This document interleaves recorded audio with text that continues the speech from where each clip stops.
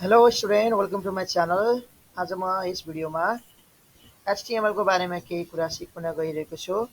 यो basically class 8 र class 9 को बुकबाट चाहिँ HTML को च्याप्टर सुरु हुन्छ, कम्प्युटर साइन्सको बुकमा छ यो। र अब यो भिडियो बनाउनुको अर्थ भनेको चाहिँ जो जो विद्यार्थी भाइ बहिनीहरूले कम्प्युटर साइन्स कम्प्युटर सब्जेक्ट पढ्दै हुनुहुन्छ आफ्नो बोर्डिङ स्कुलमा, त्यहाँ चाहिँ अब एचटिएमएलको प्र्याक्टिकल नभएको हुनसक्छ अथवा गर्न चाहनेलाई कसरी सुरुवात गर्ने, यो के हो, यसको बारेमा के छ जानकारी, त्यही इन्ट्रोडक्सन दिनको लागि मैले यो भिडियो बनाएको नर्मल्ली।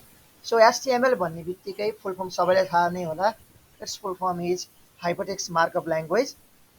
एन्ड यो चाहिँ एउटा मार्कअप ल्याङ्ग्वेज हो। यो it's not a programming language है। यो कुनै पनि प्रोग्रामिङ ल्याङ्ग्वेज होइन। मार्कअप ल्याङ्ग्वेज भन्नाले चाहिँ यो चाहिँ एउटा ट्याग बेस्ड ल्याङ्ग्वेज हो। एचटिएमएलमा चाहिँ ट्याग्सहरू हुन्छ, देयर आर न्युमरस ट्याग्स होइन, मेनी ट्याग्सहरू हुन्छ। र यो एज इट इज जे ट्याग छ त्यही ट्यागलाई हामीले चाहिँ इम्प्लिमेन्ट गरेर वेबसाइटको कन्टेन्टहरू चाहिँ स्केलेटन तयार गर्छौँ हामीले एचटिएमएलमा। सो त्यो बाहेक अरू केही पनि होइन है। यसमा कुनै पनि प्रोग्रामिङको कुरोहरू छैन। जुन तिमीहरूले क्युबेसिकमा प्रोग्रामिङको कुराहरू पढ्यो, क्युबेसिक एज अ क्युबेसिकको रूपमा त्यस्तो प्रोग्रामिङको कुराहरू, लजिकल कुराहरू केही पनि छैन। यसमा ट्याग्सहरू भन्ने कुरा याद गर्नुपर्छ। ट्याग्सहरू जानिसकेपछि त्यही ट्याग्सको आधारमा चाहिँ हामीले चाहिँ एचटिएमएलको युज गर्न सक्छौँ, एचटिएमएलको इन्स्ट्रक्सनहरू लेख्न सक्छौँ। अब रह्यो एचटिएमएल किन पढ्ने, एचटिएमएल किन पढ्ने, वाइ टु स्टडी एचटिएमएल भनिन्छ है, क्वेसन मार्क हो कि। यो किन पढ्ने त कतिपयलाई थाहा छ, कतिपयलाई थाहा छैन है। एचटिएमएल भनेको चाहिँ वेबसाइट बनाउनको लागि युज गरिन्छ। जुन तिमीहरूले वेबसाइट हेर्छौ डब्लु डब्लु हानेर, फेसबुक, युट्युब, वाट एभर जे जति वेबसाइट छ, यसको बेसिक कन्टेन्ट चाहिँ एचटिएमएलै हुन्छ। जति ठुलो वेबसाइट नै किन नहोस्, एचटिएमएल चाहिँ चाहिन्छ नै वेबसाइट बनाउनको लागि। फर्दर अरू अरू ल्याङ्ग्वेजहरू पनि युज हुन्छ, तर बेसिक चाहिँ स्ट्रक्चर चाहिँ एचटिएमएल नै बनेको हुन्छ। सो वेबसाइट बनाउन पर्ने भएर एचटिएमएल पढ्नु परेको हो। सो अब एचटिएमएल सुरु गर्नुभन्दा अगाडि दुईवटा कुरा चाहिँ ध्यानमा राख्नुपर्छ। यसको लागि कुनै पनि कम्पाइलर चाहिँदैन है, कुनै पनि इन्टरप्रेटर चाहिँदैन। Because I have already told you that this is not a programming language. यो कुनै प्रोग्रामिङ ल्याङ्ग्वेज होइन।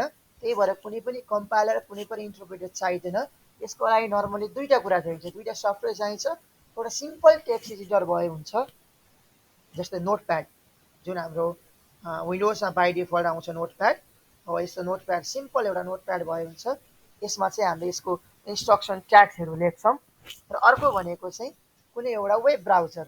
वेब ब्राउजर किन चाहियो, वेब ब्राउजर किन चाहियो वेब ब्राउजर? किन भन्दाखेरि वेब ब्राउजरले नै वेब पेजलाई देखाउने काम गर्छ है।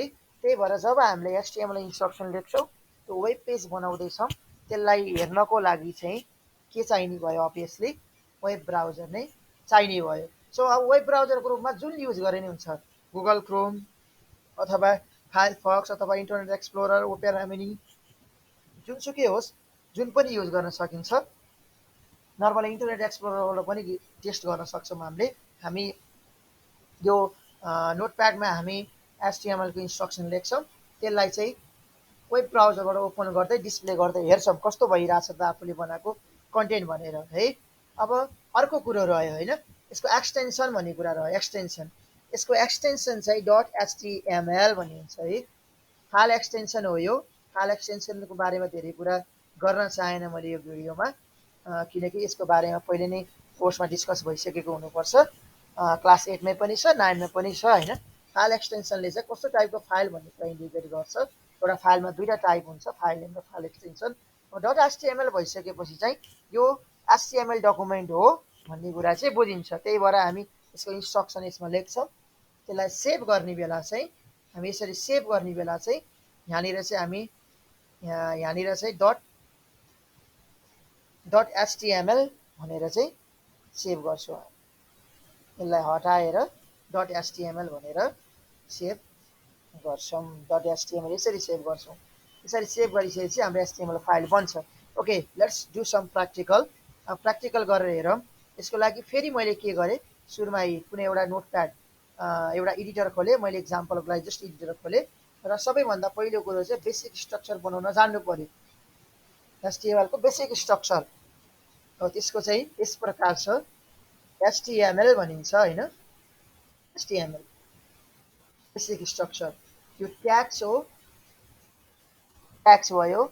ट्याग्स टु टाइप्सको हुन्छ। ओके, पहिला सुरु म ट्यागको बारेमा भन्छु होइन। ट्याग्स भनेको छ, ट्याग्स टु टाइप्सको हुन्छ। कति टाइप्स भने मैले टु टाइप्सको हुन्छ ट्याग्स भनेको। Tags are of two types. Number वानमा हाम्रो कन्टेनर ट्याग, अर्को भनेको चाहिँ हाम्रो इम्टी ट्याग्स हुन्छ है। यो दुईटा ट्याग्सहरू नै हाम्रो एचटिएमएलमा युज हुन्छ। कन्टेनर ट्याग चाहिँ एकदमै म्याक्सिमम युज हुन्छ। कन्टेनर ट्याग भनेको चाहिँ those tags होइन which has opening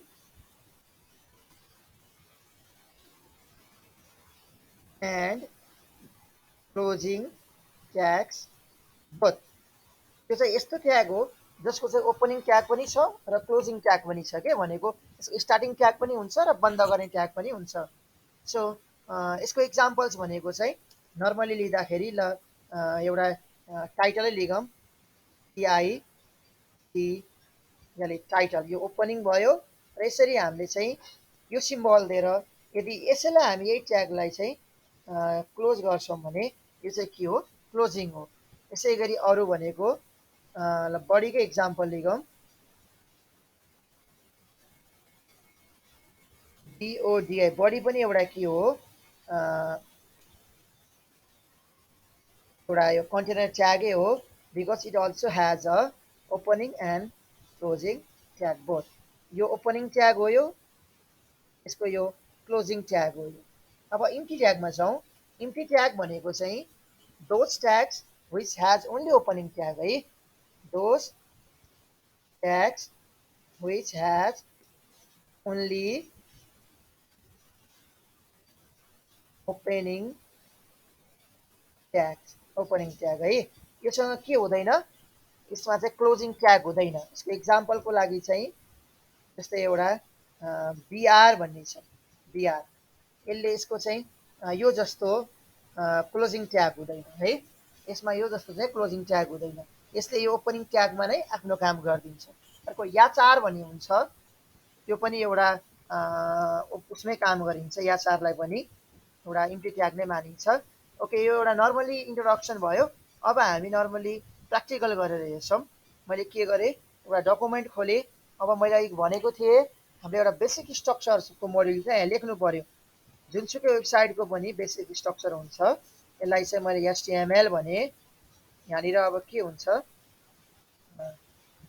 एचटिएमएल हुन्छ है। यो चाहिँ एचटिएमएल बनाउनुको कारण चाहिँ यसले चाहिँ हामीले चाहिँ एचटिएमएल डकुमेन्ट क्रिएट गर्दैछौँ है, एचटिएमएल डकुमेन्ट बनाउँदैछौँ है भन्ने कुरा चाहिँ यो ट्यागले चाहिँ डिनोट गर्छ। अब यसको बिचमा चाहिँ हाम्रो जहिले पनि अब हेड भन्ने हुन्छ, हेड ट्याग। यसको पनि क्लोजिङ ट्याग हुन्छ, हेड भनेर है। अनि यसको हेडभित्र चाहिँ जहिले पनि के हुन्छ, टाइटल भन्ने हुन्छ, टिआइटिआली टाइटल है। अब यहाँ यसको टाइटलको पनि के हुन्छ अरे, सधैँ यो पनि एउटा कन्टेनर ट्याग हो, यसको पनि क्लोजिङ ट्याग हुन्छ। र रह्यो कुरो अब एउटा इम्पोर्टेन्ट ट्याग भनेको चाहिँ, इम्पोर्टेन्ट ट्याग भनेको चाहिँ बडी भन्ने छ, बिओडिवाई बडी हो। यसको पनि के हुन्छ, ओपनिङ र क्लोजिङ बोथ हुन्छ, बडी, बिओडिवाई बडी हो। अब यहाँ अरू सबै कुरा नर्मल छ। यो बडी ट्यागमा चाहिँ दुनियाँ थरीको वेबसाइटको कन्टेन्टहरू यहीँ हुन्छ। जस्तै मैले यहाँ योर वेबसाइट कन्टेन्ट है, वेबसाइटको सबै दुनियाँ थरी कुराहरू यही बडी ट्यागभित्र लेखेको हुन्छ। र यतिलाई अब हामीले यो नर्मल बेसिक स्ट्रक्चर भयो। यसलाई चाहिँ मैले हामीले एचटिएमएल फाइल बनाइसक्यौँ। अब यसलाई एउटा फाइल बनाएर सेभ गरौँ। स्ट्रक्चर दियौँ, फाइल बनाएर सेभ गरौँ। अहिले मैले भने जस्तो सेभ एजमा जाने र यहाँनिर गएर फाइल नेममा मैले ल डेस्कटपमै गएर सेभ गरेँ। डेस्कटपमा म एउटा फोल्डर बनाउँछु, एचटिएमएल प्रोजेक्ट भनेर मैले फोल्डर बनाएँ। यहाँ मैले खोलेँ र यहाँनिर चाहिँ माई फर्स्ट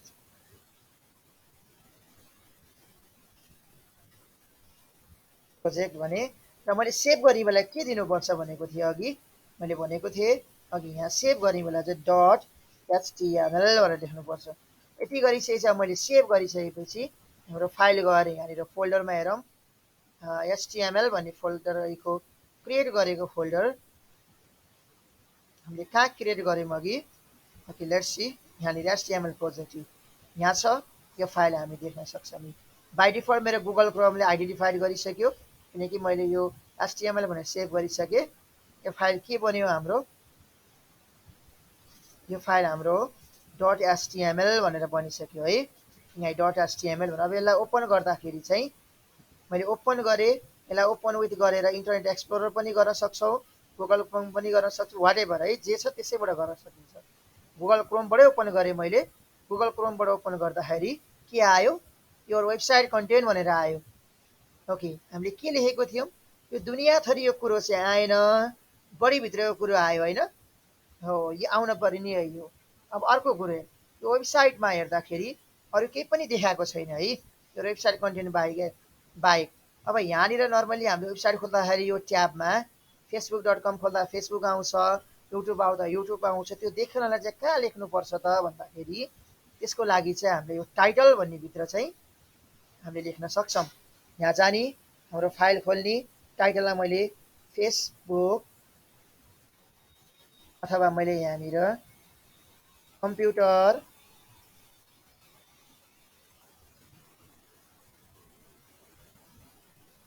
.com भनेर लेखेँ मैले। अब म कन्ट्रोल यास गर्छु, यो फाइललाई म मिनिमाइज गर्छु, यसलाई रिफ्रेस गर्छु। त्यसपछि यहाँ कम्प्युटर भनेर ट्याबमा आयो कि आएन, आयो नि है, यहीँ माथिपट्टि ट्याब कम्प्युटर.com हो। यसरी चाहिँ हाम्रो वेबसाइटको स्टार्टिङ भयो। अब अरू कुराहरू हामी नेक्स्ट भिडियोमा चाहिँ अगाडि बढ्दै जान्छौँ। Okay, thank you. मेरो भिडियोलाई लाइक गर्नुहोला, सब्सक्राइब गर्नुहोला। धन्यवाद।